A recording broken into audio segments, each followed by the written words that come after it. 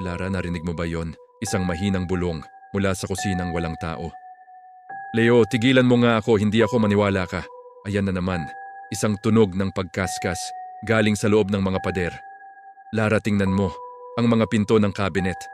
Nagbubukas, isa-isa, at nagsasara. Biglang sumara. Anong nangyayari, Leo? Natatakot ako. Kumukurap-kurap ang mga ilaw. Nawawala at bumabalik. Lumalakas ang lamig. Sobrang lamig. Lara, sa likod mo. Sa salamin may anino, unti-unting lumalaki. Wala itong mukha. Pawang madidilim at walang laman na mga mata. Inaabot ka niya, Lara! Nagkakaroon ng lamat ang salamin.